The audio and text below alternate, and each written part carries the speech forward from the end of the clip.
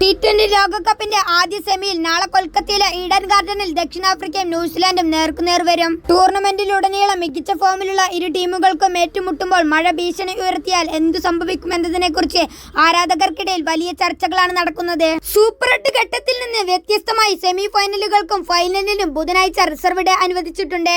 ബുധനാഴ്ച നിശ്ചയിച്ച സമയത്ത് കളി നടന്നില്ലെങ്കിൽ ആദ്യം അധികമായി അനുവദിച്ചിട്ടുള്ള 90 മിനിറ്റ് ഉപയോഗിച്ച് മത്സരം പൂർത്തിയാക്കാൻ ശ്രമിക്കും. എന്നിട്ട് മത്സരം പൂർത്തിയാക്കാൻ സാധിച്ചില്ലെങ്കിൽ മത്സരം തൊട്ടടുത്ത ദിവസമായ വ്യാഴാഴ്ചയിലേക്ക് മാറ്റും. ബുധനാഴ്ച കളി എവിടെയാണോ നിർത്തിയത് അവിടെ നിന്നു തന്നെ വ്യാഴാഴ്ച മത്സരം പുനരാരംഭിക്കും. റിസർവ് ദിനത്തിലും കളി നടത്താൻ സാധിക്കാത്ത വിധം മഴ തുടരുകയാണെങ്കിൽ വിജയികളെ തീരുമാനിക്കാൻ സൂപ്പർ ഓവറോ ടോസോ ഉണ്ടാകില്ല.